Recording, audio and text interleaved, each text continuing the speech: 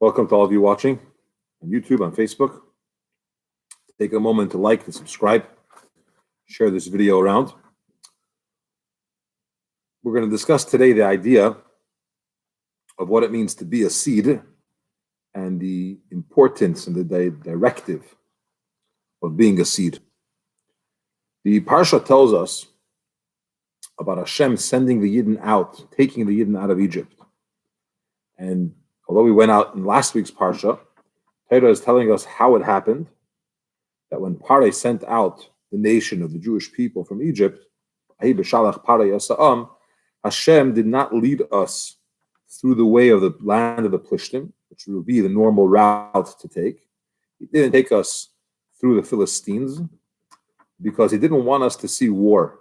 Because if we're going to see war, if we're going to see the enemies gearing up for war, and we're going to see their weapons and so on, we're going to get scared, and potentially the situation is more as difficult as it was. It takes a certain leap.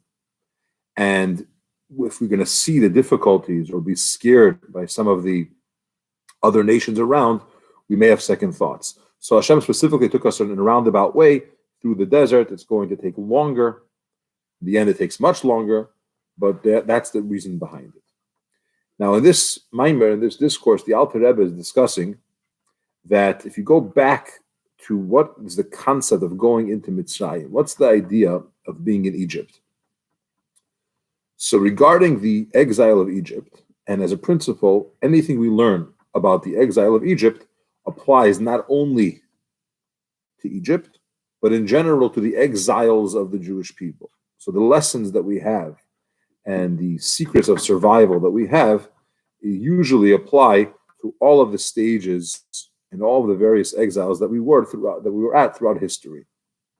In general, the first exile was the beginning of exiles, just as the exodus of Egypt was the beginning of the ultimate exodus, which is going to be when Mashiach will come. But regarding that first galus, regarding that first exile, the pasuk, the verse tells us, "Uzraitiha li ba'aretz," I've planted her to me or for me in the place them there. Now our sages tell us when it comes to planting an interesting thing. You don't plant one area of land, put in a couple seeds, hoping to get a couple plants out of that. When you put out a core, which is a measurement of seeds, your hope, which is much greater than what you invested. You're not looking for one return, but you're looking for many to one returns. So we have to understand in this, if this is the idea of planting, that you put in one and you get many, or you put in some and you get much more, what does it mean in regards to our going that was received as a result of that? So the pasuk tells us, Kadesh Yisrael Hashem, holiness of the Jewish people, which means the holy Jewish people. What are we holy to? We're holy to God. But the verse that says there is Reishis tu Asay, which means the first of his wheat, the first of his produce. Why are we referred to as produce? Why does God compare the Jewish people to wheat?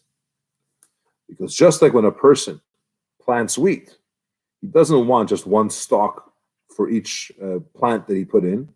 Rather, he wants a lot of abundance. It's going to come as a result of that. So when you put something in, you're looking not just for, again, just like the seed gives you one back, but you're looking for a yield, a return, which is significantly greater. Similarly, Hashem wanted a yield of godliness in this world. He created a world, and he wanted that this world should realize his existence. There should be more spirituality, more godliness in this world. So he placed the Jewish people into the world to bring that about. He put us into exile that there's a God. Which essentially is the concept that when we live in a place, when we're in a certain situation, and we behave the way we're supposed to, we recognize that there's more to what meets the eye that causes the person, that causes the area to realize that there's a God. So he plants the Jewish people. God places the Jews, which they're his wheat. And through this, you should have an abundance of revelation throughout the world. And this is what we say in davening, blessed is Hashem. It's really from King David. King David said, blessed is Hashem, the God of the Jewish people, from one world to the next, from the world to the world. Now, it's not just a reference, it's not just an expression, from the world to the world. It sounds big, from here to there, from one end to the other end. So I said this will explain to us that world, there's more than one world. And in this context, you have the world that we see, the revealed world, and then you have the hidden world. Probably vice versa. You have the hidden world, and then you have the revealed world. In Kabbalah, it's called Alma de Iskasia, the hidden world, and then you have Alma de Isgalia, which is the revealed world. What we see in our lives, what we interact with and what we experience is only a revealed part of this world. The things that you could see, the things that you could feel, the things that you could relate to. But then there is a covered over world. A covered world is something which is spiritual. You don't see it. You don't necessarily get it. But it's there. And when we say that God's glory goes from one world to the next, it means that the Jewish people are bringing from the hidden world to the revealed world. From Alma de Iskasia, from the covered up world, to the revealed world, which obviously expresses that you're taking a very high level of godliness, something which is not seen. By design, it's not seen, it's hidden, and you're bringing it into this world which is revealed. Okay, there's many examples of this. But let's first continue a little bit, and we'll have a little more explanation of what we are expressing here. In order that you should be able to have the blessings which come when the godliness gets revealed in this world from the world that's hidden, that happens through the Jewish people. That's why it's called the God of the Jewish people, because through the Jewish people, we're bringing God into the world. Not just bringing it into the world, he's in the world, but we're bringing it into the world in a level the way it is in the concealed world. For example, well, how is it in the concealed world that we're bringing here? So in the concealed world, it says that the Utzva HaShamayim, the hosts of the heaven, which loosely means angels, and there's many levels of angels, which are spiritual beings.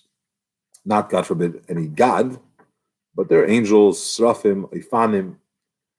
All of these very spiritual beings, they are completely nullified in front of God, which means they appreciate and recognize that the only real existence is God. In this world that we live in, it's not exactly the case. People walk around and they conduct themselves, their lives, in a way that it's my doing. I worked very, very hard. I woke up really, really early, so I managed to accomplish great things and I became successful. Which that statement expresses that it's not God, but it's me. So I believe in God, but I'm not bottle, I'm not nullified, I'm not subservient, I'm not completely given over to God, because I feel that a lot of it is my doing. Now, this is not to say, and we have many classes on this, this is not to say that we don't have to put an effort. This is not to say that if you don't do your part, you won't see results. Notwithstanding all of that. But the concept is that in this world, versus that world, you don't see in such a revealed way the nullification that we're supposed to have to elikus, to godliness. And that's something which you see in the hidden world, but you don't see it in the revealed world. And what the Jewish people do by living in this world is bringing the level of bittul to godliness from the higher world from the concealed world into the revealed world. And simply that is through living our lives the way according to Torah and mitzvahs. And this is expressed when the verse says, Kol berech l'cha sichra, every knee will bow to you, will kneel to you, which means that there is this dedication, that there is this recognition of what Hashem, that everything is really Hashem. Now, what causes this? How does this come about? So we explained that Jewish people bring this about. How? This is through a process of planting. Remember we said that the Jewish people are planted in exile? Planting does that. Because let's take as an analogy when you plant a seed. When you take a seed and you put it into the ground, what happens? The seed starts to decay, and it's completely covered over with soil and dirt and so on. But it produces something much greater than it was when it started. It brings about an abundance. He's going to explain more in details. Hopefully we'll get to it, if not today, tomorrow.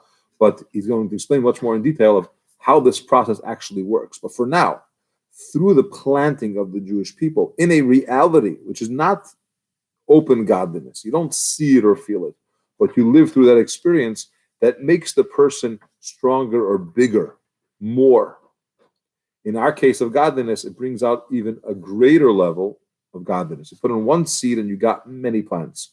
Or the example that he brings now is you put in one twig and now you have a whole tree with many branches and so on.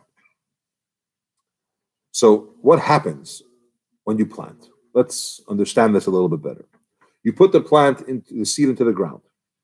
You cover it over with earth. And then it goes through a process of the seed itself gets ruined. It's not the same that it was anymore. It's rotten. It kind of disintegrates into the soil. It's really nothing compared to the ability that the soil carries in it. And from that, it brings out this sprouting level of a plant or a tree or whatever it is. So you have two parts. You have the seed, and then you have what's known in Kabbalah as the koyach hatzomeach, the strength or the ability to sprout, to grow. The seed doesn't have the ability to grow in it. The soil has it. But how do you get that ability? How do you access it? Through the fact that the seed is in the soil. Now, when the seed is in the soil, it's bottle.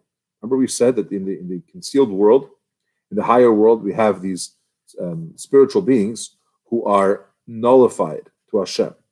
All they do is recognize Hashem's existence. The seed on its own, if you look at a seed, it looks like it's its own thing. It has its own identity. It has its own color. It has its own type. You put it into the ground.